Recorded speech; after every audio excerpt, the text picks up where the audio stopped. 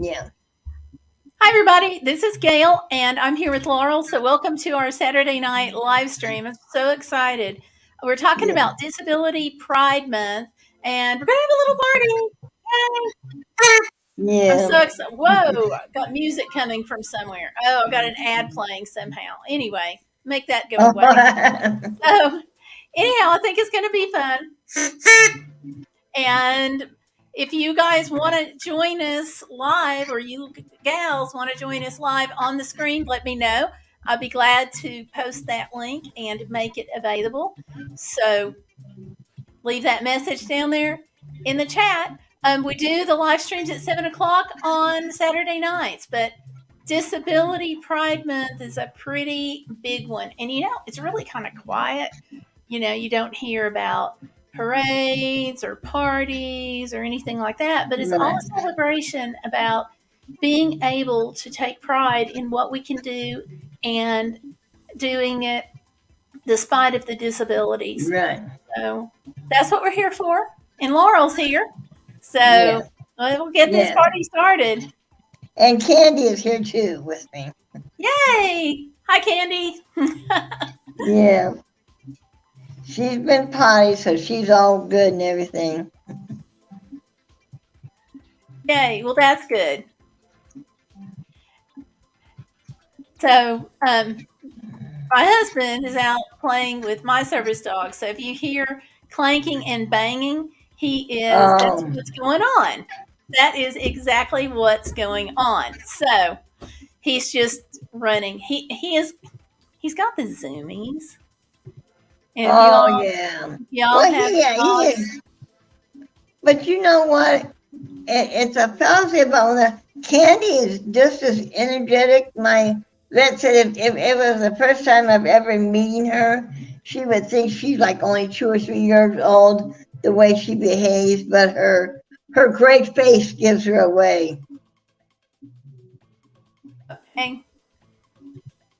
Yeah. Yeah. That happens. Hey, we've got Peter here. Yay. And Tanya's here. So, hi, Tanya. Hi, Peter. Oh, yeah. Hi, Tanya and Peter. Yeah. How you guys doing? And Peter, I am checking my email right now. So, if I'm kind of between two screens, that's why. So, yeah. Oh, about to sneeze. I'm sorry. There we go. Let's see. Ooh, I got to check in the other email, I bet. Yeah. Ooh. Okay. Got it. All right. Peter, I got your email, so thank you. I'll be getting that taken care of first thing Monday morning. So, all right. Big Tom's fan is in. Hi, Big Tom's fan. Let me go through and highlight some people and bring them up. Okay, I got it bigger than I can see. Yeah. It. Peter Parker was in first, so I'm going to give him the first one.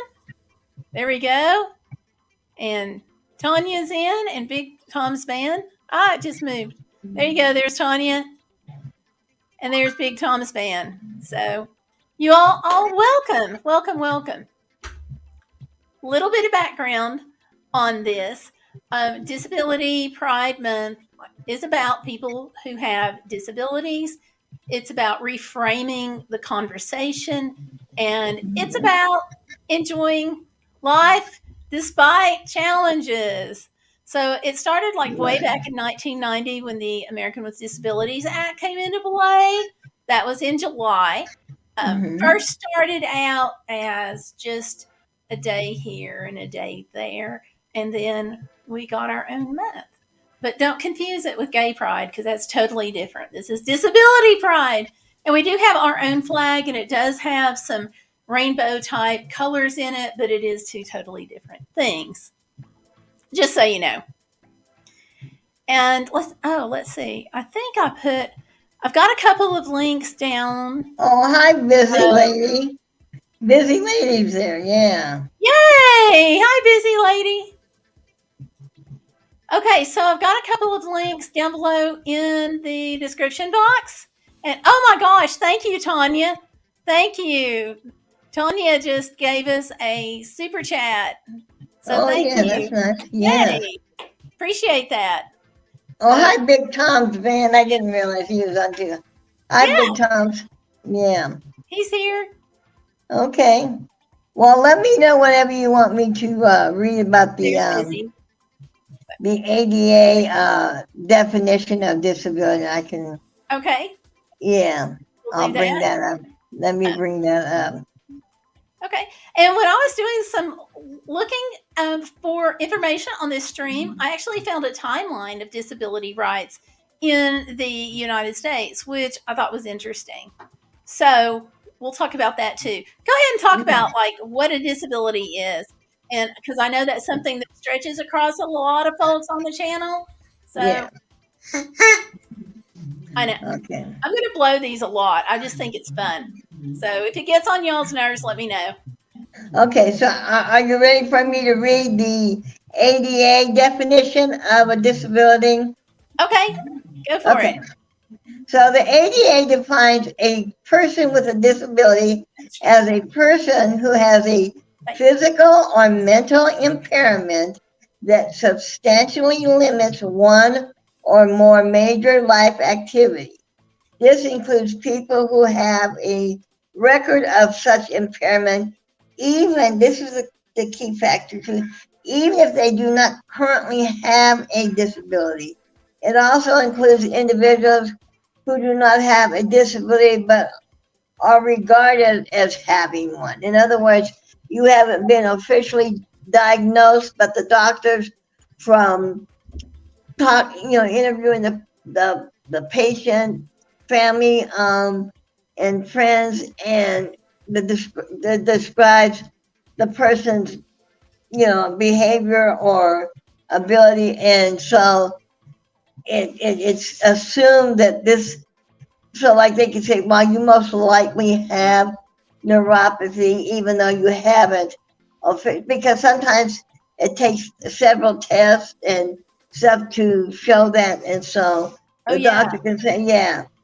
The same with the mental. So they can say, well, what you have described, most likely you have, general anxiety or you have PTSD, but you haven't officially, because, there's just a whole gamut of tests and stuff that they do Oh, yeah. test doesn't always show up the first time.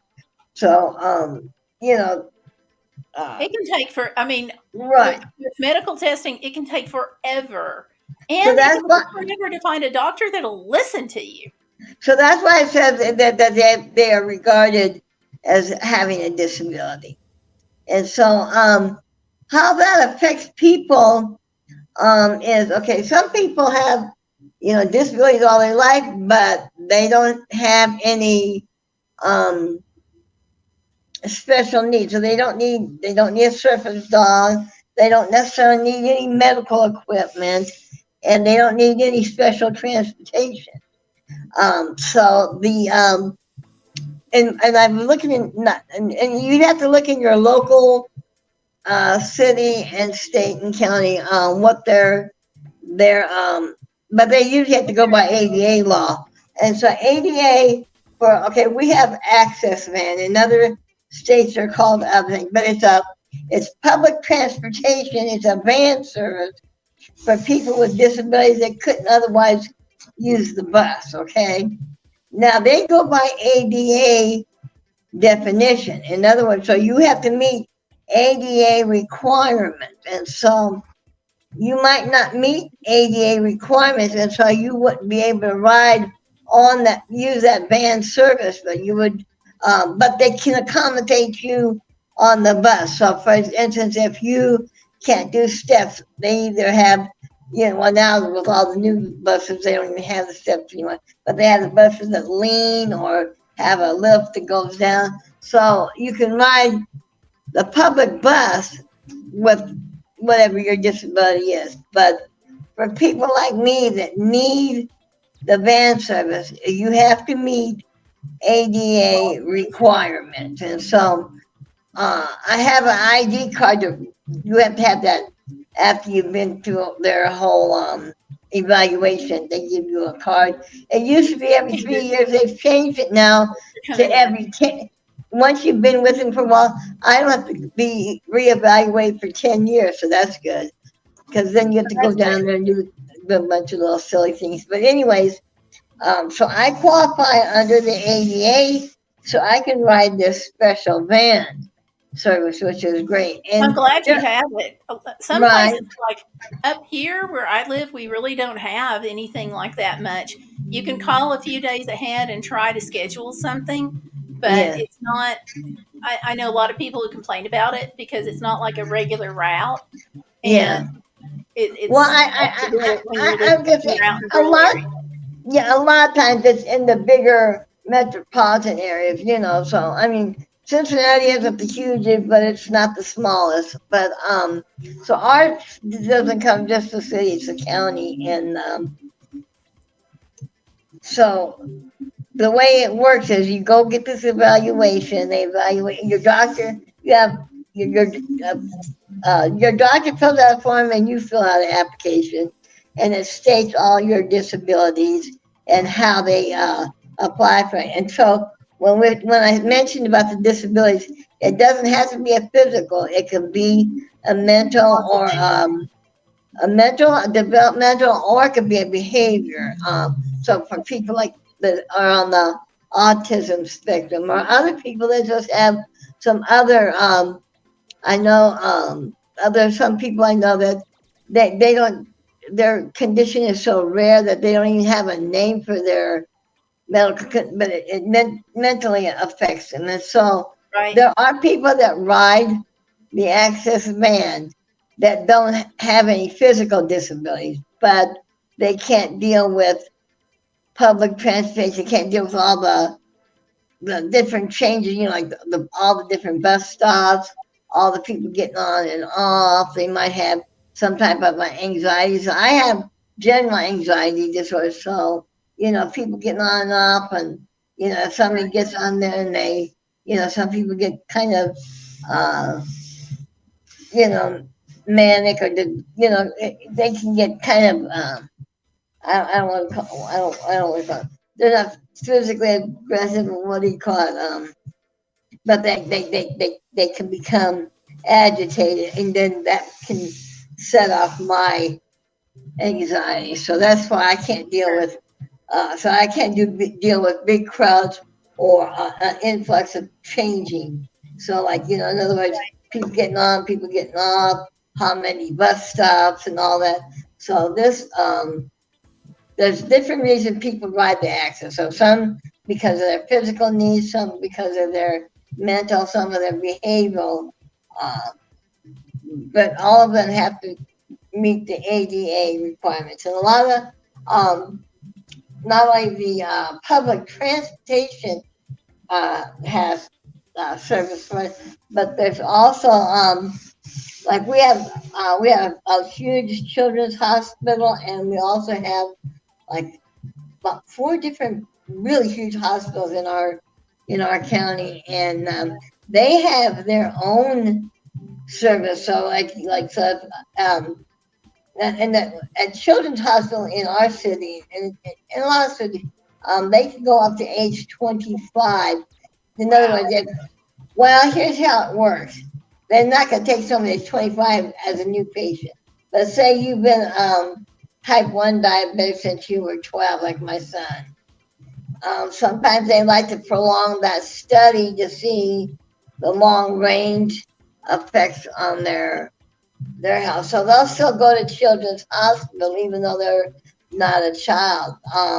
I do know Just one. a second. Let me interject something. Okay. I've got Nightbot here, and I've got to figure out how to disable it because I had it on here, and then I took it off, and suddenly it's Yeah. appeared. So while you're talking, I'm trying to get rid of this one. Do you want to continue? Yeah. I'm just trying to get rid of Okay. Nightbot. I've just got to figure out how to do it. And thank you, Tanya, for doing that. Yeah. Tanya has them in timeout, so Okay. hopefully that'll do it. You have to put Nightbot in timeout. That's funny. Yeah, well, I was trying to figure out how to use it, and well, no, but I mean, I thought Nightbot's supposed to help you with that. Yeah, well, I thought I had it on here, and then I took it I'm off just laughing because it just because got weird. no, I'm just laughing because I know people that use that and that they use that for that purpose. Yeah, that. I don't even see it on here. This is crazy. Oh, but so when Do it I was all saying in about one night thought. I'm trying to get rid of it. so with Thought the I did. behavior thing that I'm telling you, it could be somebody with autism, but it could be some other behavior thing that results from like some people don't have anxiety until they get a physical disability, and then it gives them that kind of uh, problem. Or people with PT, there's different types of PTSD. Yeah, there is, and Yes. that's relatively new. See, and mine is, well, it's been now about at least 10 years because I know mine, I've been diagnosed with that for about 10 years, where before they assumed I had it, but again, like you said, it was not a definitive thing until they did more, evaluations of me. But, anyways, I have two different traumatic experience. One's from childhood that was ongoing. Um, Cause of it. And then when I was 19, I was brutally attacked and it caused PTSD then. And so, and sometimes it can go dormant. Like mine, when I got married to Walter, mine went dormant for quite a few years. And then when Walter went into the nursing home, the traumatic event that that when I was brutally attacked, I started having waking up at night, and Candy would have to calm me down on that. And then when he passed away, both my childhood and the both kind of affected me. So, and you can't. I don't care what anybody says. You cannot control it, and I mean, I sure don't like to have. I mean, if I could control it, I would not want anybody to have to experience that because Right. it doesn't just happen. That's okay. Say, for instance, something happened, like I'm in a Walmart and something triggers it, okay? So even though Candy calms me down and then later I go home, it doesn't, you're not all back to normal. But it can affect you for Right. hours or days, and not just the mental. The mental you might be okay, but it affects your physiologically. So your blood pressure may be up for a couple of days, or you may be like sitting kind of every little sound you hear, you're on pins and needles. So it doesn't just turn on and turn off. Okay, so Okay. whatever trigger ends and you're at home, it can, like I said, it can linger on for days or hours or whatever. And so it's not just a clear cut. Okay, it's over. I don't have to think about it no more. So it's not that easy to not do it. And like I said, when I wake up at night, I don't go to sleep at night saying, oh, I hope I'll wake up at 1:45 and have a panic attack. Who No, plans that? nobody planned for So that. so like Hold on, I I'm going said, to do a test to see if I've gotten rid of Nightbot. okay. So anyways, there's so many different types of disabilities, and like I said, in order to get certain services, you do have to have ADA, meet the ADA. Like I said, whether it's special um, transportation, and like I said, special services at certain hospitals that are doing research on that. I've done the research and got free care just to see, that it wasn't that they were doing any treatment for me, but rather as more like a case study, just trying to find out, you know, um, how the different mental and physical disabilities affect my daily living in that. So, Sure. but again, they generally want somebody that's meets the ADA requirements so that they can do a good, study on that. So yeah, I've participated in studies like that, but like I said, there's people that just because you have a disability doesn't mean you need special services or Right. special equipment or I think there's a special lot of medicine. people too who have disabilities and like we never know it Well, that's what I'm because saying. it's hidden. Right. Nice. And like I said, some people live their whole lives and never have to worry about having any special medicine or special Right. equipment or whatever. And like I said, with I know for the one medicine that I take, gabapentin, that used to be more for people with Yeah, I took mental. that for epilepsy for a while and it Yeah, didn't work, but yeah. But it's been a long time used for people with mental disabilities. But it also helps people that have physical problems. Like so, with all my with all the neuropathy that I have. Mine, I do not have diabetes. Mine's from my spine. But when I started taking the gabapentin, it was for the help with the neuropathy. But as a added benefit, it was helping with my um, the anxiety and panic attacks. So I was helping with that as an added benefit. So I started have they were less severe or less often in that. So yeah. So gotcha. I've actually I didn't get. What was that with this? Can you see what Tanya said? It was on Tanya there. says that I'm not so sure I know a difference as far as it perfect in my living, but I know it affects my family and how they have to work around things. I think it's more trouble for them than it is for me. Okay. All right. And she And had posted, let's see, earlier, and I can't find it. Yeah. She had posted earlier, I've always said it's easier to be born disabled than to become disabled, but my mom taught me growing up, you're only as disabled as you let yourself be. So I think that's a good thing to keep in mind. I've got some famous people who have overcome difficulties yeah. too that Mm-hmm. that we forget. I'm going to pull this list up. And Busy asked where Stellar is, and Stellar had to work tonight, so she went for the big bucks. Okay. So yeah, can't blame her for that. That's true. So all right, one of the famous people is, and we forget this, is Franklin D. Roosevelt, the 32nd president of the Yes. United States. And his disability was caused by polio. Yes. So, yeah, I also read that like he hid that a lot and he would like be behind things and he did a lot of radio things instead of, too much visual. So people wouldn't be swayed by that when it came time to Right. vote.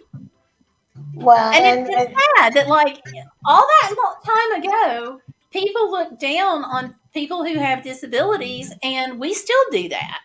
It's right, like, and can we drop that habit?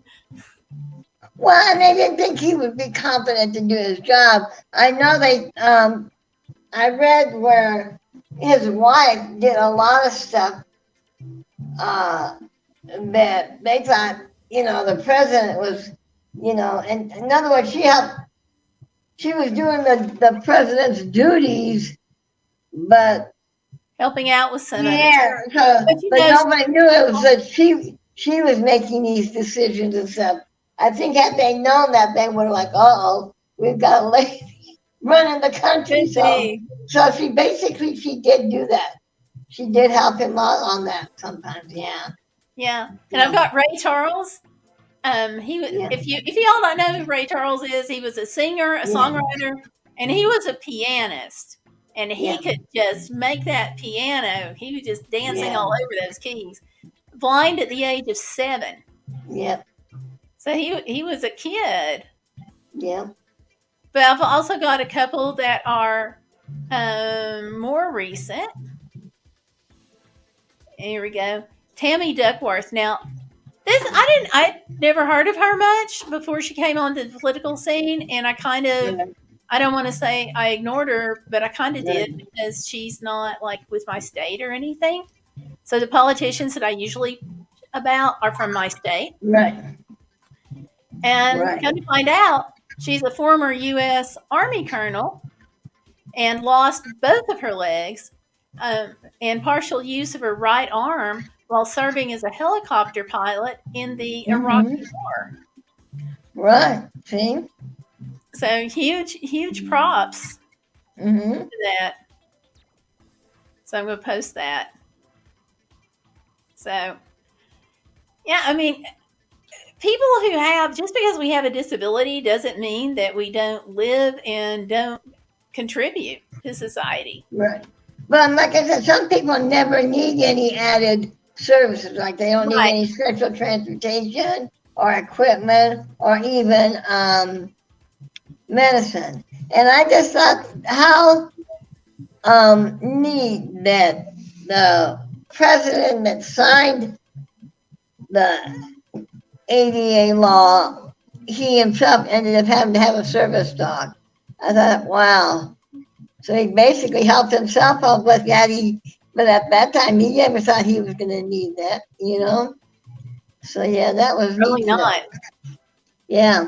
And the thing is, people don't understand that before ADA law, and I remember because I'm old enough, but they not only look down on people with disabilities, but they could care less whether you had access to stores or even public places like schools, libraries, banks. So the ADA is like leveled the playing field a little bit. Go ahead.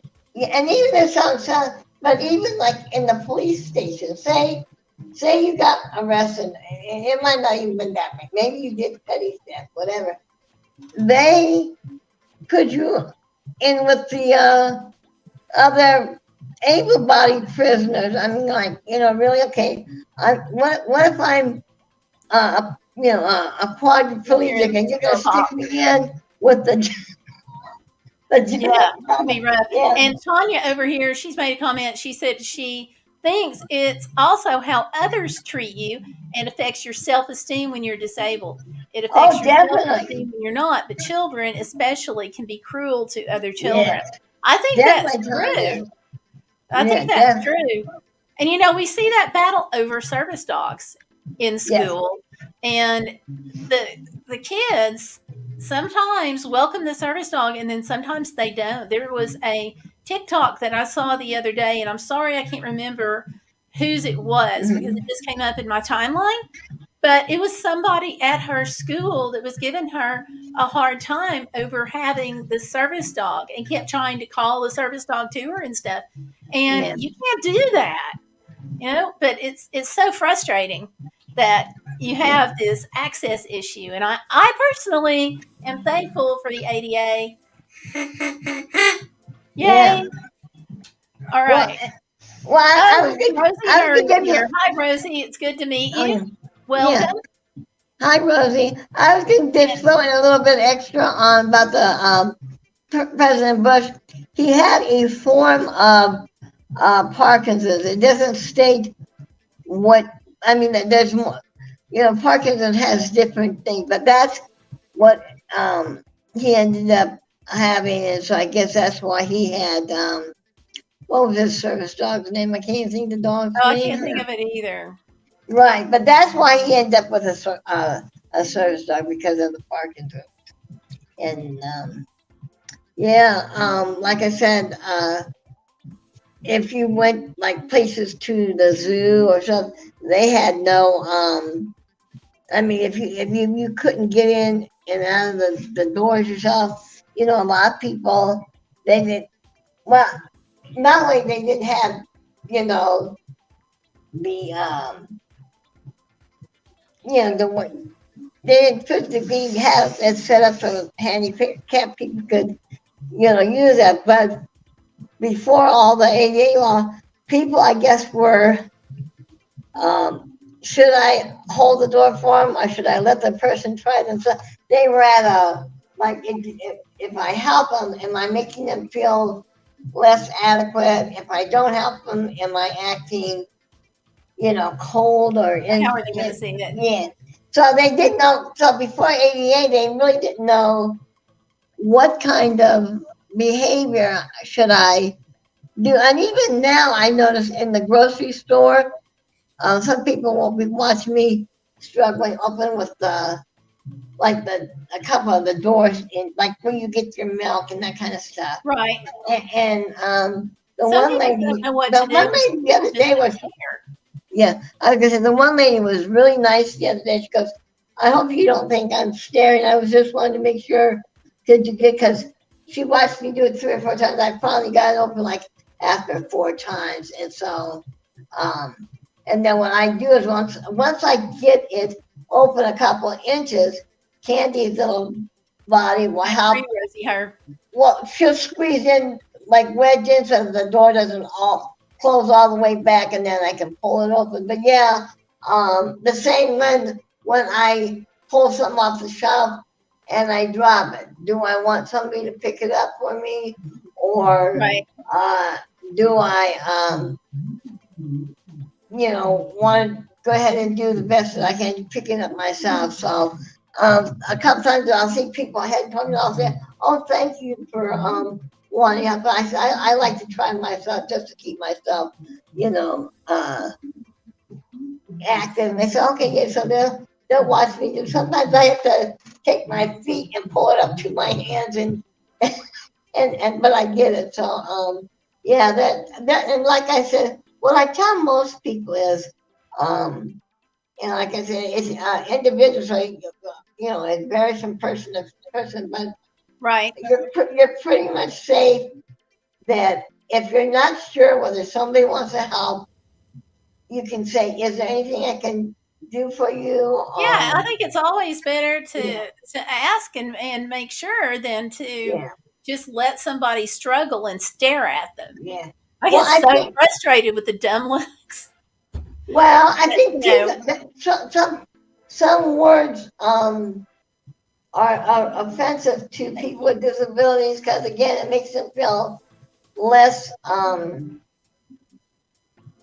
adequate as a person. So and so instead of saying, "Can I help you?"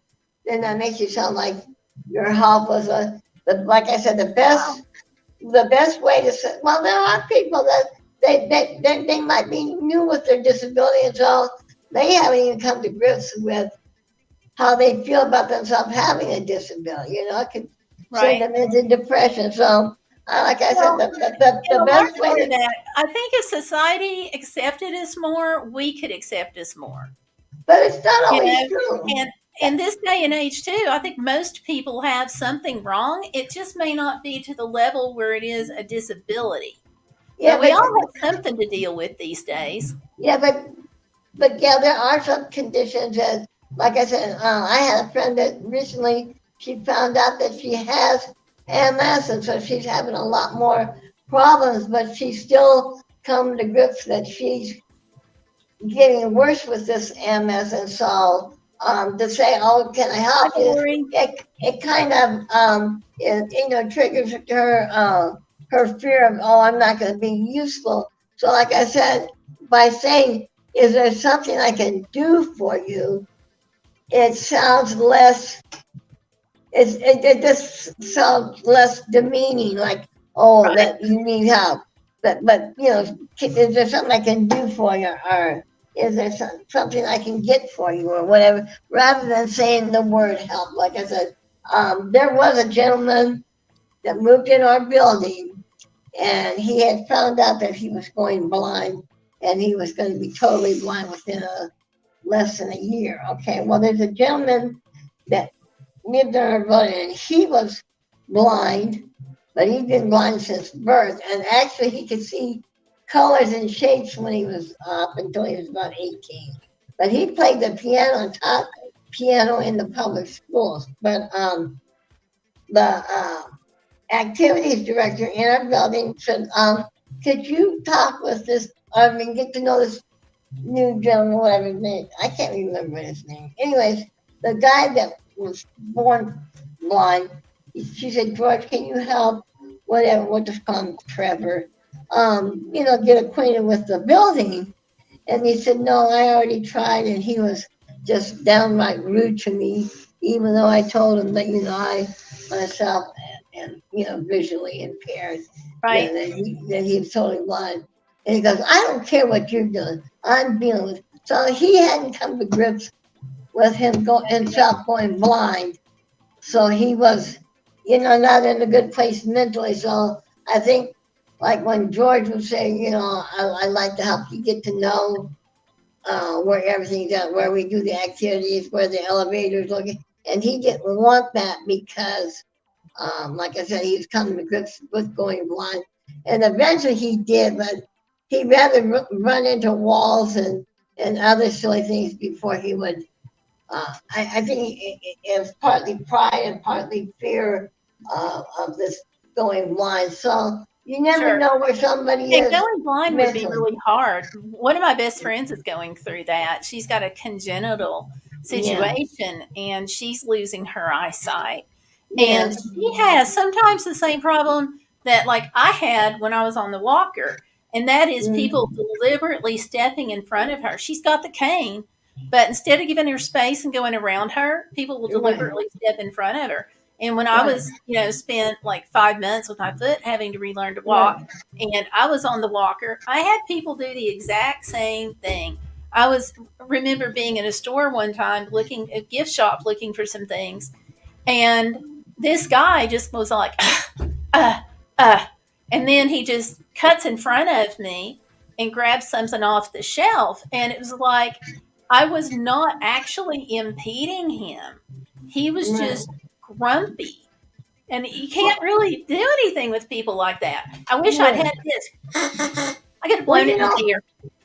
One of the things that I have trouble with, because I have a scooter, right?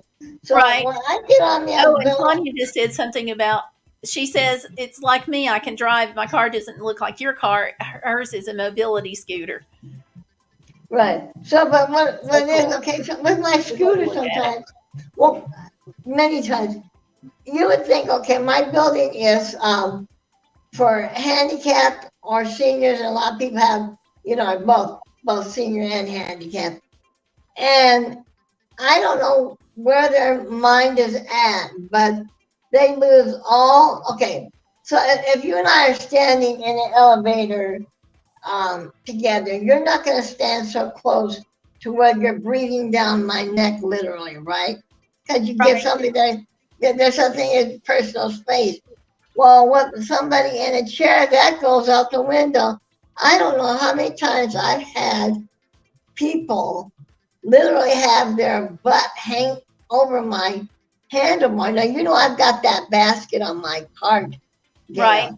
And to have their rear end in my face, and I go like, I try not to make them feel bad. I'm like, I have, whatever, a phobia of being crowded or whatever. Well, I'm getting up of it, but I don't. Your rear end is touching my handlebars where my hands are. I have personal space. Just because I'm not standing up doesn't mean I don't want you to respect my personal space. People should honor that personal space. They don't get it. They think you're in. They don't.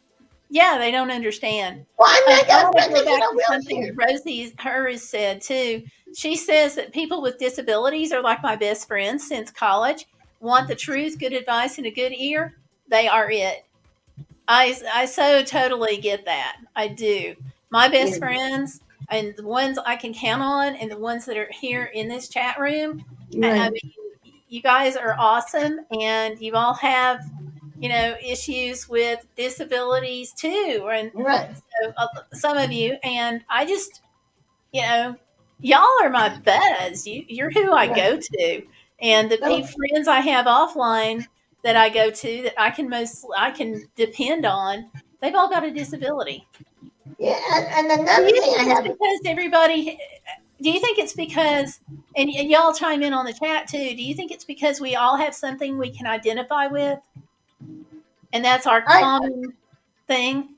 Yeah, I did that for a lot of reasons, yeah, but what I was gonna also say was about the personal space thing. Also, okay, I think so if too. if I say I don't know you, right? So if I just met you, Gail, right?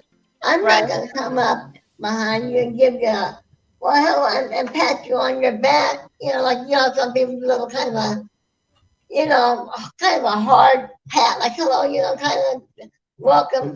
You don't know, and people have done that to me, and they don't Oh, they understand. do that to me all the time.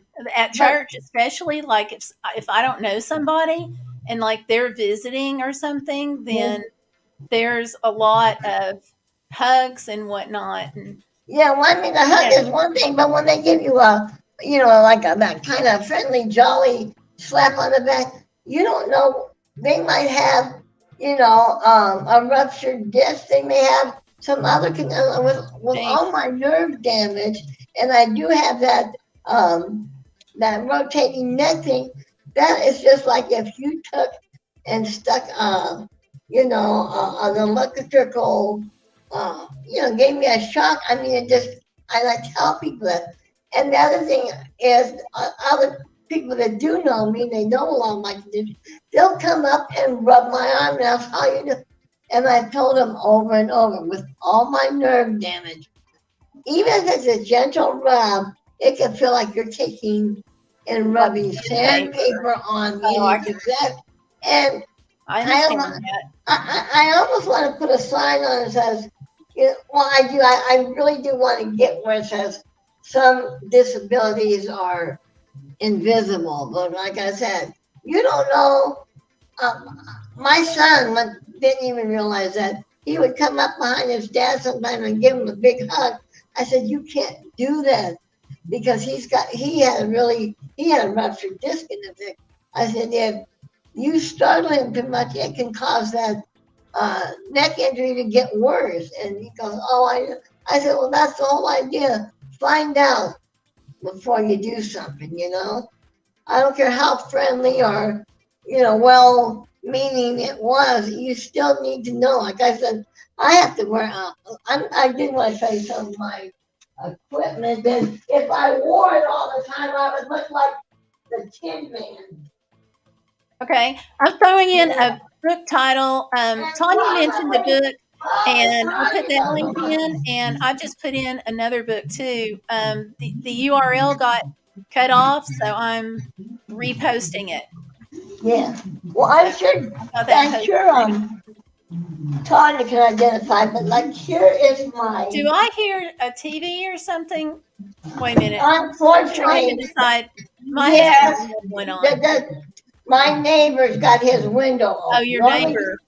Normally you can't hear, but with his window open and he has his TV so loud, I can't say no. He has hearing problems.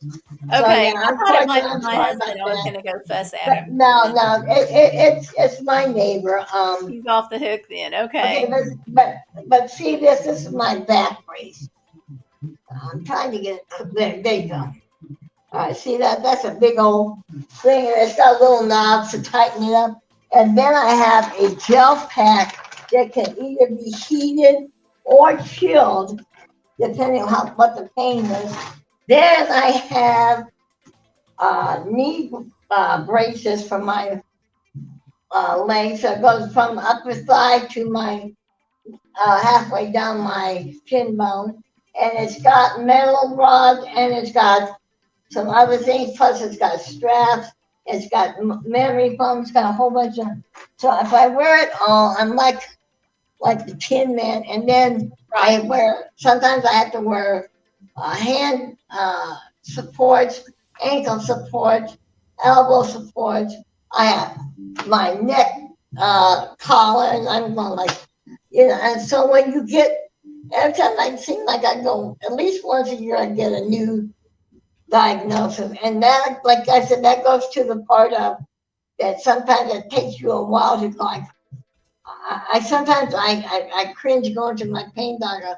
What's he gonna say? What's wrong with me now? Well, what new condition are they gonna find with me now? So you have to understand that most people, even if they've had a disability long time, they can develop new ones, and then that can trigger anxiety to where they're afraid to that the next thing they're gonna have another kind of disability. And so Right. yeah, you really have to be careful, especially something you don't know.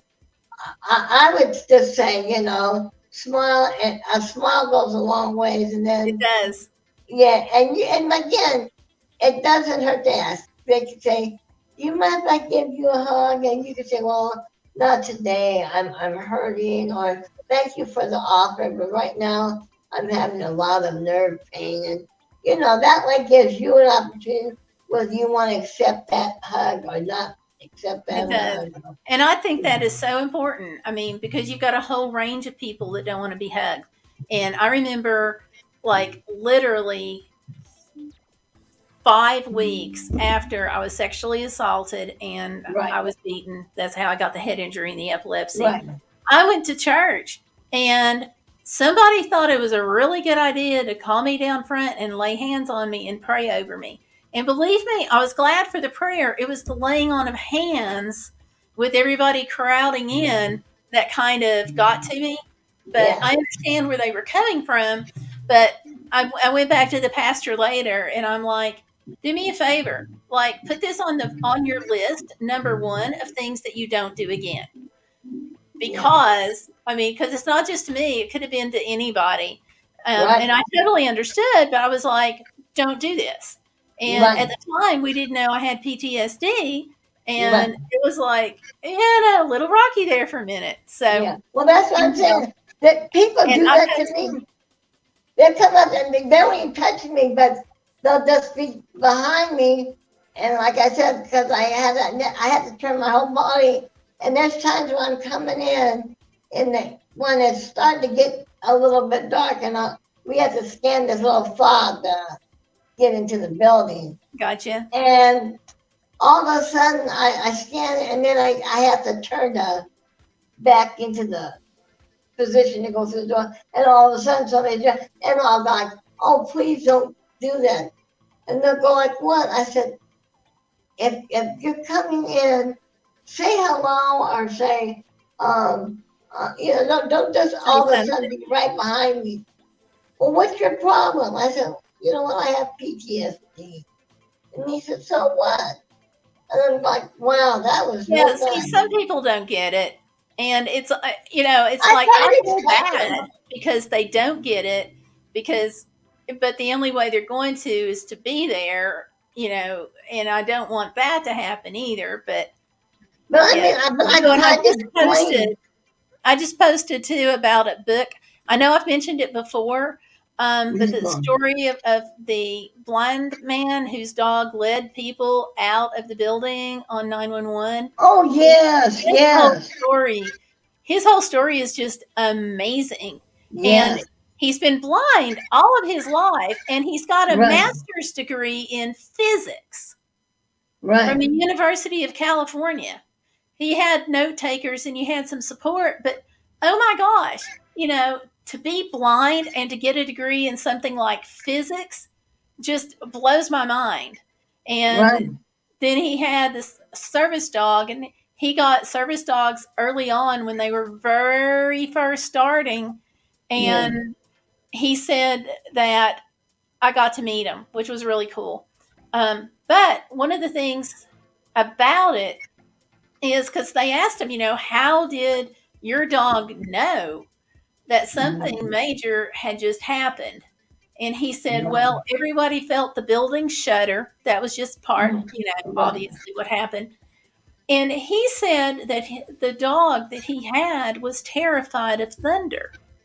And he said this thing happened to the wow, building, and his dog didn't react, terrified. So he said his first thought was it was a storm. Then when his dog didn't react, he thought, uh-oh, this is something major. And because he was blind, at that moment, his disability became an ability because he said people around him were screaming because they couldn't see. And he's like, look, I can get us to the steps. I know the way to the steps, you know? And it was just, it was, you know, amazing. I know that word is kind of trite, but in that situation, for a person to have the presence of mind, it, you know, and for the dog to have this knowledge. Of course, he goes up and down the steps. I mean, goes to the step door to practice, so he won't accidentally get on the steps sometimes. So the dog knew the way, but just buy the book. I mean, or check it out in the library, because it's just an amazing, inspiring story, and just amazing. I want to go in here too. Tanya had mentioned a book. John Quinn. She says you can ask him to come speak at your group. I'd love to see him in person. Yeah, I don't know how. I don't know. We could certainly wait till I get back from driving to Alaska, and then we'll see about that. And and somebody pointed out to me today, because like Dumney, I don't always connect dots. And she's like, you know, you're a disabled person. And I'm like, I'm a person who has a disability. Yes. And she was like, oh, that's what I mean. And she said, did you realize that you're driving to Alaska, just you and your service dog, during Disability Pride Month? And I was like, I probably should have, but I didn't put that together. And so I was like, oh, you're right. But I would have driven to Alaska, you know, regardless of what month, and it just happened to fall this way. But well, you know what? I have never even heard myself for not making that connection. Well, I never even heard of Disability Month before, to be honest. There's a Disability Awareness Month, I think also in April, but Disability Pride is us being able to take pride in what we're doing. But I'm just, I had never heard of it prior to you telling me. Yeah. Rosie. And Rosie R is pointing out that no one should be touched, that she always asks for a hug or a handshake and doesn't just assume that it's okay. Yeah. So important. So very, very important. Yeah. So, and Tanya says, no offense, but I think they should have asked you if that would have been okay instead of just doing it. Yeah, I wish they had. And so I was able to go to the pastor later and say, look, you know, put this on the top of the list of things you don't do to somebody who has PTSD, but it could be any kind of disability, you know, even if it's not PTSD. What if the person has problems walking and they're unstable, you know, on their feet? Like, with me, some days are better than others. That's just the way it is. So if you came up to me on a day that I was a little wobbly, I might not have made it down to the front of the church. And had I known what was going on, I probably wouldn't have gone to the front of the church. Well, and when I was talking earlier about people with other, you know, mental issues, there are people that have phobias. And so, like, I do have a friend, and she's not even sure what it came from, but she has a phobia. I mean, anybody got a phobia of being trapped in the elevator, but she has a phobia of being trapped in the elevator with people she doesn't know. I mean, it's one thing, you know, but with a bunch of strangers. I also, I myself can relate that to that, but a friend of mine and we have OCD, you know, we like, you know how I mentioned, we what do you call it? Have a phobia, like, you know, kind of like germophobic kind of situation.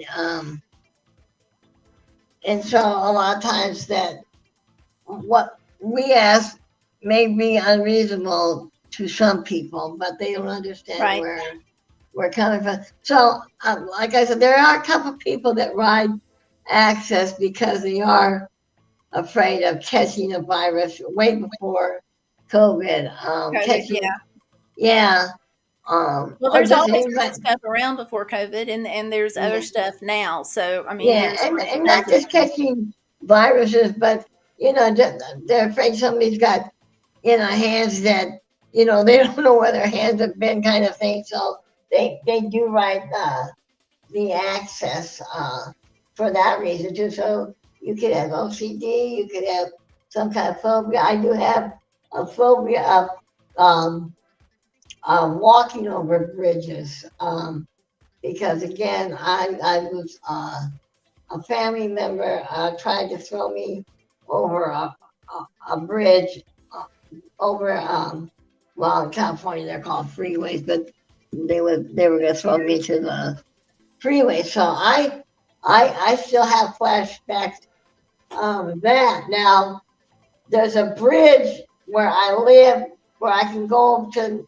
the other side of town and do some, like go to Family Dollar and a couple of different places. But I had to because I finally got myself in a place where I'm riding on my scooter, so I kind of visualize, oh, it's like me riding in a car kind of thing rather than walking. And so I can do that now. But I do have a friend. visualization can really help. Well, and I have a friend, and she has no physical disability, but she told It is me what Rosie Harris. happened, but I can't remember. I think she lived in California at one time, and the earthquakes, they can make the bridges in that shape. And she never was, where there was no bridge class or anything like that. But Right. she has a phobia of going on bridges driving. She drives. And so when she's Some coming people to do. visit somebody, she has to map out, she has to ask you where any bridges are, no matter how small or whatever. And she has to find a way to come see you without having to cross any bridges. So she has a really, I mean, her fear's so bad that she literally, can't drive. I mean, she has to pull and just, becomes mentally paralyzed so that she can't cross over any bridges. So you have to really understand where somebody's Where coming it's from. coming from. And if you don't know No, a them, little understanding goes a long way. yeah. So then don't you know think, oh, they're weird. Well, then they're weird, and that's just how it is. And And so what is Tanya's saying it comes down anything to how much empathy you have for your fellow man and how much yeah, understanding of what they're going through. Some people don't understand it, and we can't blame them for that. I don't right, blame them for not understanding. I blame them for not trying to understand and not right, trying to be empathetic because you can have empathy for someone without fully understanding what they're going through. right, You can right. understand that somebody's in pain, that they're hurting, and you can be empathetic to that. Then why can't you transfer that empathy over to somebody who has a disability? So, Right. and we're talking about service dogs too. Rosie Hurst says she hates it when people want to pet service dogs. Some people don't know any better. And I tossed out that, some people do know better and they just don't care. And she says the not caring part is annoying. I had a funny experience one time with my service dog. This is my second service dog. My first one was a husky mix, so he was larger, and nobody tried to just pet him too much because he was a bigger dog. This one is a smaller lab, and people just think they're adorable and they want a pet. So, and it's most of the time the older people like, and when I say older, I'm not necessarily talking about old adults, but like Gen X and up that I have more challenges with. But I was out at Dollar Tree one day. I think it was, anyway, I was out at a store one day, and this guy came up and he was talking to me about service dogs, and he was legitimately wanting information about service dogs. And without even, and you could tell it was automatic, and without even thinking about it, he's reaching down and he's petting my service dog. So I was about to interrupt him and say, "Don't do this," when his wife came up and she's like, "What are you doing?" And he's like, "Well, I'm talking to her about a service dog. You know, his grandkid, they felt like needed one." And this whole time, he's standing there and he's petting the dog, and I'm trying to say, don't do that." And then the wife looks at him and she's like, she bumps him on the arm and she says, "Don't pet the service dog. You don't do that." And he was like, "Oh, oh, oh." And he hadn't even, he had just, it was automatic. And I didn't get mad at him for that because you could tell it was just an automatic response.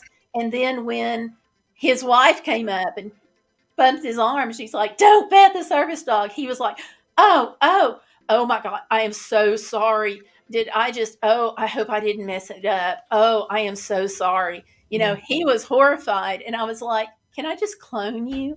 Because Yeah. once he realized what he was doing, then he was so apologetic. Well, you know what's funny? I have trouble. I have trouble with the 25 to 35-year-olds, and their kids are wiser than them. I don't Yeah, know. I think they get it in school.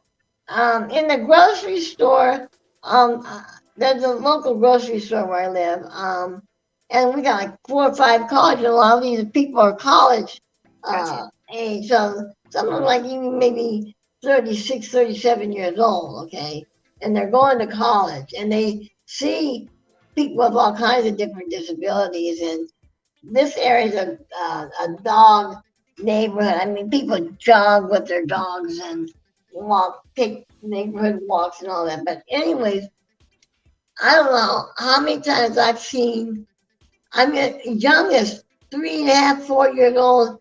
They'll say, "Mom, don't touch, don't touch." Dog's working, and you're going like, your kid's got more sense than you. But and you know the crazy thing is, you know, ever since like maybe I'm the only one raised like this, but ever since I was a little kid, I was always taught, don't pet a dog you don't know. Right, Just that's, don't. yeah, yes, And it's like we go out in the exactly. store and you know they're all dressed up and decked out, most, not all, because it's Well, not required. And, right. and people, it's like their brains just shut down, and it's just, oh, you just want to. Anyway, I am going. I keep saying that I am going as soon as I find one to buy a jacket for my service dog that says something along the lines of "Never mind the dog, owner bites," Yes. because he never will. But I'm, you know, anyway. Somebody else who was famous that I didn't know until I was looking stuff up. But Tom Dempsey, an American football player, overcame a significant disability, but he went ahead and played in the NFL and set records. And his disability was to be born without fingers on his right hand and no toes on his right foot. Now you're playing football. How do you catch the football if you don't have fingers on one of your hands to catch it? And how do you run like he had to? And I was just amazed that he could do that. And yet he set a record for the longest field goal. Hmm. And it says it stood for decades. Yeah. So Um, you'd be surprised. I had a young lady in my class. She is from the Ukraine, and in the orphanages there, they crammed 4 or 5 babies in a crib, and so a lot of times, they were more healthy, heard but that. because of other things happening, they got crowded. But then there's my friend, her daughter has one arm, and then on the opposite leg, she has one leg that's half the size of the other. And I mean, not just in length, but it's like she's got a toddler leg on one side and a fully developed leg on the other. Oh, And so gosh. Okay. she uses a prosthesis because, so she can walk, but people don't realize that Welcome she back, has Peter. Hi. she has a foot, but it fits into the prosthesis, and sometimes she doesn't wear it, and she'll wear those longer kind of culottes, and so they won't see that leg. You'll think, oh my gosh, you only have one leg. No, I got two, but you just don't see the other because it's half that size. But she can actually do the loom knitting. I taught her how to do that with one arm. She can sew on a sewing machine. She learned how to play the violin. It was adapted so that she could do, the violin would be on a stand, and she would do the violin but she played the violin with one hand, and her other sister she has, hers came directly from being put in the crib. She already had some bone problems, but her bones became hardened to certain ways that she had to have. She plays the cello, but she has disabilities like that. But it's amazing what people can do with one arm or Yeah. Yeah. Well, another person and Peter just came in again. So, hi, Peter. But another person who was famous and overcame his disability was Daryl Mitchell, an actor, and he became paralyzed from the waist down due to a motorcycle accident. But he went on to, I'm typing this in as I talk, he continued his acting career and even gained prominence for his role in shows like NCIS, New Orleans, and Ed. Okay. And he's an advocate for people who have disability. Okay, And what's his disability again? he was paralyzed from the waist down. Oh, okay. And I also want to go on a little rant here. Little rant. This says, let me go back up here and show it too. But this says, an advocate for disability representation. One of the things that, and it's not this, but one of the things that is a very frustrating point for me is when people refer to folks who have a disability as the disabled or the disabled community. And I would so much rather people say, the people who have disabilities or people who have overcome or people who are dealing with challenges. But I hate having the first word being the disabled or the disabled community. It's like, yes. We are people. People first. Yes. Second. Yeah. I was gonna say, did you know Elton John I just seen it. I lost it now. Hold on, Elton John. Elton John. I didn't know Elton John had. Yeah. That's what I'm saying. Hold on, I had it and I lost it. I think he's got what do you call it? What his disability is. I know Michael J. Fox. I think he's got ADHD, but let me see. Or maybe it's it's something like, let me think. Hold on, retype it out. Okay. So, and y'all don't forget to give me a like on the live. Oh, I'm sorry. Gayle, he has epilepsy. Okay. It was initially triggered by addiction to drugs and alcohol. Yeah. So he has epilepsy, but he's still, yeah. And then, I know who it was. Robin Williams had ADHD, and he also was diagnosed with, let's see, I think about it. I don't know why my screen keeps doing this to me. It'll show somebody, and then it'll erase it. Hold on. Yeah, Robin Williams. That happens. Yeah, he had what I told you he had ADHD, and then he had Parkinson's. Talked about earlier, and I just looked it up. The name of the dog that President Bush had is Sully. Sully, that's right. Sully. I'll screen share that too. Yeah. And I think what kind of got me too was there were some rude remarks about because the dog attended the funeral. They said, well, that dog couldn't have been have that much of a bond with him to need to go there. Yes, they can. Yeah. He had the dog for 6 months. I know after a couple of weeks with Candy, I was already bonding with her. So you can't tell me after 6 months of having that dog 24/7, yes, that dog had bonded with him.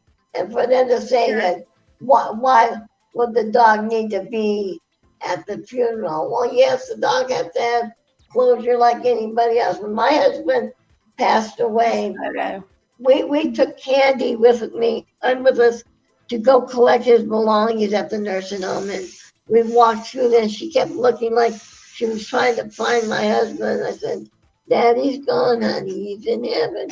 And we let her sniff the room, his chair and that. And then when she didn't see him, she just kind of hung her head down, and then she went with me and we left. But I think she realized she wasn't going to see her daddy no more. But yeah, dogs. Yeah, I think animals know that. I think they know. Oh, definitely. Like I said, after she sniffed around, she was all like kind of excited. Then when she smelled and he went through the whole building, couldn't find him, she just put her head down like, okay, yeah. So I mean, that bond is so tight. I mean, the bond that I have with Pipsy started pretty soon after I got him. Yeah, I remember you telling us that. Yeah. So now it took me a little bit longer than it did him to bond, but he was ready there, just Johnny on the spot, I guess you could say. Yeah. So yeah.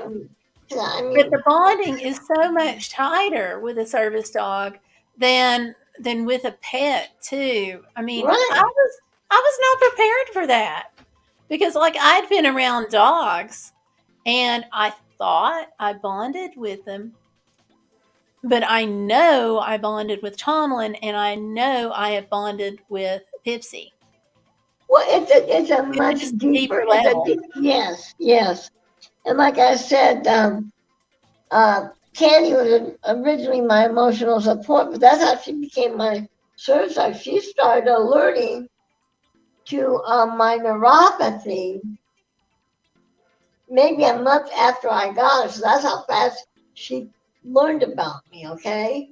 Gotcha. But it took me another 6 months to trust her on it. You know what I'm saying? Right. And one thing I didn't trust, I guess, to believe that she knew she would give me at least a 5 to 10 minute warning that I need to go sit down before I fall down.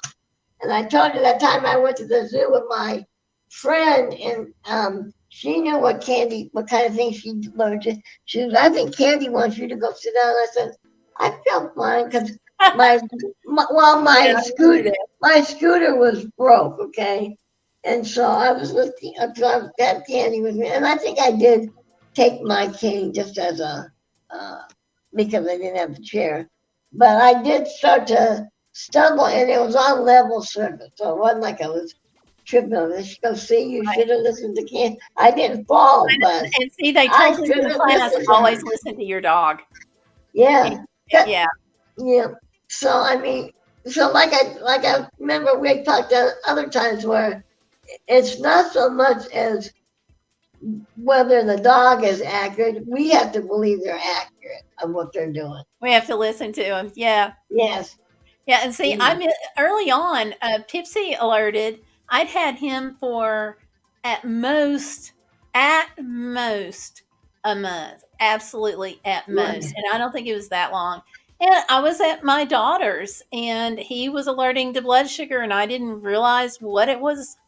And yeah, it was a really odd moment. So Was he trained to do that, or was that just an added benefit?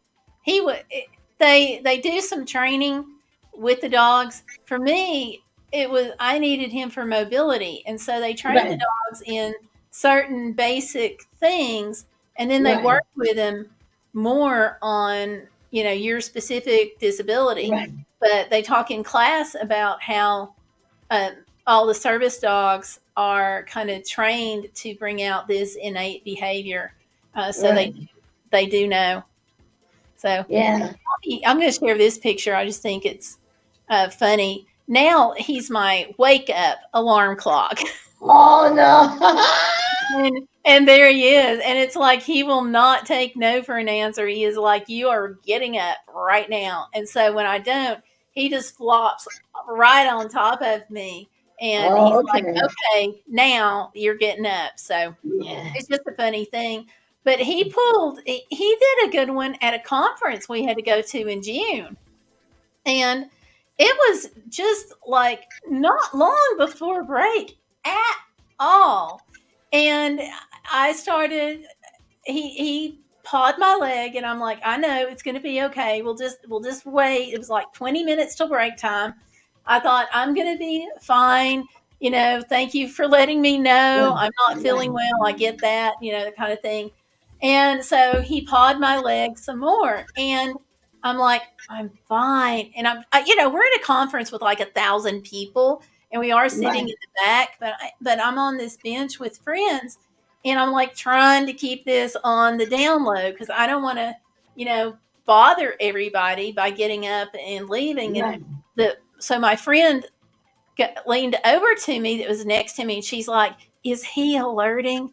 And I'm like, yes. And she went, oh, are you okay? And I'm like, I'm fine. So she leans over to her husband and says, the dog's alerting. Well, they're both do like things for the fire department and stuff. So they have all this extra training. And they were like kind of intrigued by seeing him alert. But that drew attention. So these two other people who fortunately are friends of ours too, they leaned over and he's like, one of the folks is like, I think he's trying to tell you something. And I'm like, I know, I'm okay. And so then the guy turns around to my husband and he's like, are you sure you're okay? And I'm like, I'm fine. All right already. I will leave and I will go get something to fix this. So, Pipsy alerted to me and it's like everybody in my vicinity knew that he was alerting and it was like, oh, really, people? So I made them all happy. Well, I was at the grocery store yesterday and what was yesterday? What was it? No, it was yesterday. Anyways, I'm in a store and we're getting ready to I think I already checked out the grocery and I was bagging the stuff up on my scooter.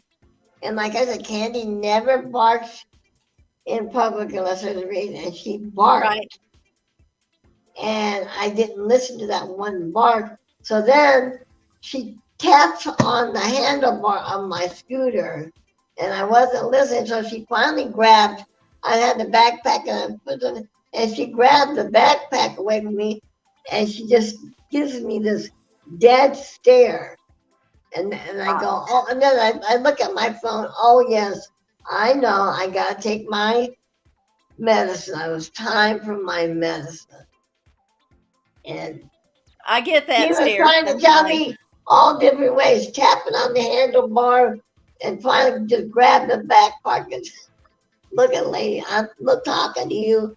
And she gives me this dead stare focus that you can just like that and she won't blink. She's gonna look dead at me until I do it. So once I took the pills, and she just flipped back, laid down, and ignored me. So Yeah, I get that stare sometimes. yeah, yeah. Like, I know But you're not doing what you're supposed to be doing.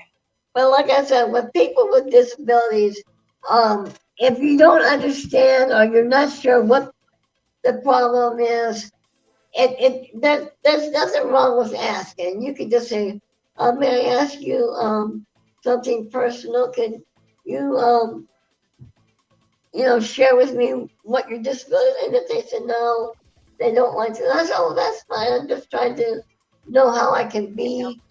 Uh, I want to know how to be around you. So that's what's the worst thing they can say is, no, I don't want to share it. But you're not going to know that unless you ask. Right. And most people But some people appreciate. don't want to be asked, but I think it's better to ask and than to, have something bad happen to somebody and know that you could have helped prevent that. Right, But right. I'm gonna share the screen again. This is the stare that I get sometimes when I Oh, don't yes, I feel. love that. Yes. And he's like, okay, come on. And then, like, the next thing is, and you can't tell from this photo, but the next thing is he's going to jump in my lap. And Oh, no. so it always starts out with pawing my leg, and then he paws more, and then Right. he starts licking my hand. And then if I don't make him happy, he is up in my lap, and Yeah. he'll Oh, give that's. me that stare for a minute in between times. And how old is he now, Gail? He just turned 2. Oh, wow. Yeah, he was at the time he graduated. He was one of the youngest Yes, ones that's that right. ever Yes. graduated. So yeah, but he's doing real good. So Yeah. yeah, so that's awesome. Oh, and I just realized that I usually try to keep this to an hour, but we're Oh, at an yeah. hour and a I just half. realized. Yeah. Yes, So we this did has been go over. awesome. Yes. So Laurel, I really appreciate you being on with me tonight. Well, I appreciate you allowing me on it, and I think we learned from each other a lot too. I do So too. yeah. I So do thank too. you for allowing me to come on and have such a lively discussion. It's Yeah. We should talk sometime too about, things that we can use that are to help us with our disabilities that are not necessarily thought about, like hacks and tips and tricks. Like, yes, so, exactly. Yes, so yes, yeah, I talked to somebody the other day, and if we do this program, I'll mention it again. Um, we were talking about travel and being out in the heat, and the second time I brought this up, they have a motorized scooter, and they need to be able to carry water because it's really super hot. And I was like, get a hiking backpack that with a hydro flask in it, and you can carry water not just for yourself but for your dog if you really yes. have to be out, get one of these special backpacks. But it was Right, one of those things that, like, she didn't even know they existed. right. And I knew, from having some exposure to people who hike, that they have these backpacks. And I was like, you can sometimes carry a couple of liters of water. And then she came back and she's like, oh, well, with my back I don't think I could carry it. And I'm like, no, no, no, put it on the back of your wheelchair, because they've got a Right. hose on them, and you can use that. And she was so excited. So I heard from her the other day, and she's actually ordered it. So I hope she likes it. Yeah. But it's a backpack that's got the water bladder with it. Well, I'll have to check that out myself. Yeah. Yeah, but it's just things like that you don't always think about it. Yeah. So Yeah. All right. Well, everyone have a great 4th of July, and Fabulous weekend. yes, and So, if you have a dog, make sure that you make sure that they're have the least amount of anxiety as possible on yeah. this. I know they Well, got the would you believe thunder. that's something I don't have to worry about too much with Pipsy? He was Yeah. being trained in the prison. I understand it's a very loud environment, but he goes through car washes with us.